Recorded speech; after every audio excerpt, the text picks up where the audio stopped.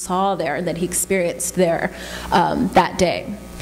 And it's really interesting for us, and it's inspiring for us that only, you know, almost 50 years later, this is a park that at one time, you know, he was walking through with 700 other people, and this is the time he got the brick thrown at his head. That in that very same park, 50 years later, we have Muslims, Christians, Jews, Buddhists, Hindus, everything else in between coming together. We have black, white, orange, yellow, green, purple, chartreuse. We have people from all ethnic, you know, backgrounds. We have people from all different parts of the city and the country and the world coming to that park to enjoy a safe, clean, fun, family-friendly day. So I'm going to leave you with that. I'm going to leave you with this kind of last image, a video of the ending of our last Taking It to the Streets, and encourage you guys to check it out in June. Again, it is in Marquette Park, and it's going to be a really, really special event. And for our 15th year anniversary, I'm really excited to make this the best that we have. So, without further ado.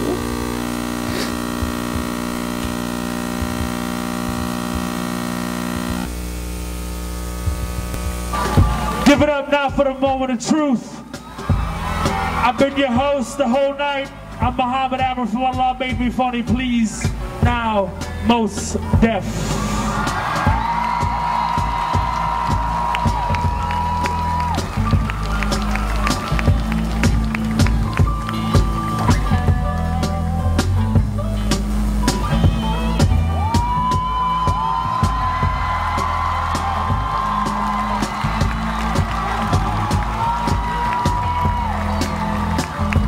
Assalamu alaikum.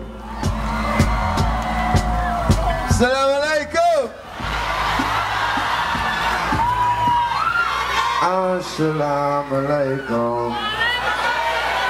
Assalamu alaikum.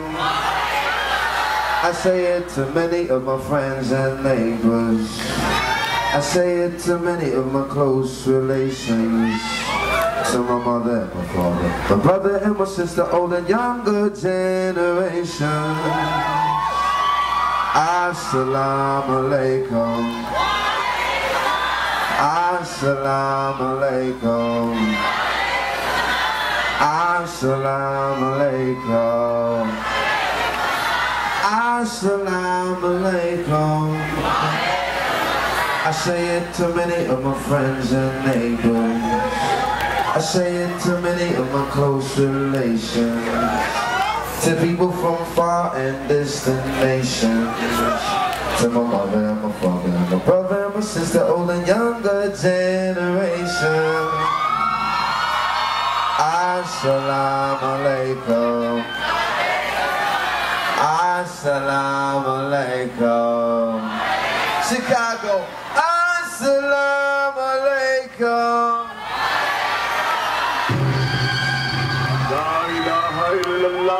For all that said and done, there's only one. Yes, you carry legendary legend. And he goes on to perform. So for those in here who actually know Most Def, you know that it was quite a feat to get him. We were trying to get him for the last 10 years, and finally he agreed last time in 2010. So this year we're looking for a you know, an even more exciting lineup and a more exciting and inspiring host of speakers, of lecturers, of activists from around the country. To come out and kind of grace us with their knowledge and their wisdom. And I hope that I will see some of you all there. Yeah. All right, I'm going to stop there. If there are any questions or comments or, yeah, please, sir.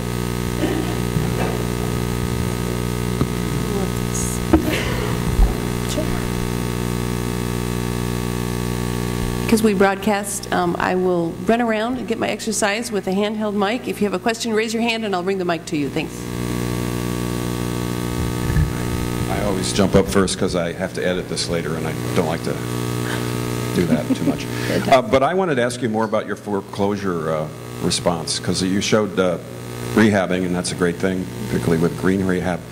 But are you collaborating as an institution or as individuals with any of the activism in Chicagoland against foreclosures, and it's putting pressure on the banks to keep people in and then rehab it instead of, it's easier to rehab when there's nobody there, but it's a shame when people are being thrown out as much as they are and still.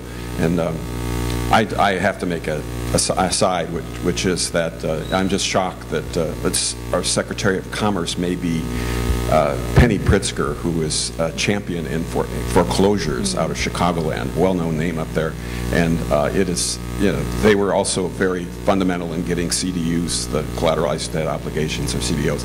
But anyway, that's an aside. Don't have to respond to that. But are you working with any of the groups, and are you trying to keep people in as well? Sure, absolutely. So Iman, as I mentioned, is a part of many alliances and many different organizations. One of the organizations that we are a member institution of is the Southwest Organizing Project, SWAP. And that is also an entity that has been in the Chicagoland area for decades. And SWAP has one of their major kind of areas of work is in housing. And so they have everything that you just mentioned that we are working with them around. So our intervention is one kind of tiny piece that fits into a huge pie that is the work that needs to go into addressing this issue. Whereas we're doing rehab of a few homes in a few different on a few different blocks, SWAP and our work with them is working on keeping people in their homes, is working on education around the issue of foreclosure, is working to get banks to remodify people's loans, and we are, yes, mounting, and we have mounted for several years, actually even before the foreclosure crisis, several different campaigns to go against the banks for their huge hand in this. We are actually, as we speak, trying to kind of think about a new way and strategize around a new way to get at a particular issue that we're now facing around the same issue. So yes, we are, and we intend to continue being until something huge happens, which could take forever, but that's fine with us. Any other questions? My question has to do with the general culture and society in Chicago right now, and how the people there, this is probably too broad, relate to being Americans now versus their relationship with the country that they came from. Can you elaborate a little more about what the question is, though? Well, I remember a Stan Rogers song that said, I took back my hand and I showed him the door, no dollar of mine will I part with today, defeating the engines of a bloody, cruel war in my forefathers' land far away. And I thought, that was a strong statement, and I wondered if the people in your area are more on that side, or if they're still really tied to the country they came from. I think it just depends on the person you talk to. I mean, I know Iman is a very local organization, so we deal with issues very locally, which does not mean that we don't have our eyes on what happens across the city of Chicago, across the world, and globally. That's very important to us as well, and we make sure that we can make those connections, and we're continuing to make those connections, because all of the issues that all of us are facing here are systemic issues, and they're issues that are faced all around the world in different ways. So we are definitely, for us, it is what is happening on our block, and how does that connect to things that will help us to empower the people that we're working with. So I mean, I think that question really just depends on the person you're talking to. Some folks are tied to back home, as they want to call it, because they've still got a lot of family back home that is really important to them, and some people are really tied to that because they're important, and you cannot ignore what happens across the world. So I think it's just it's a personal thing. Yeah.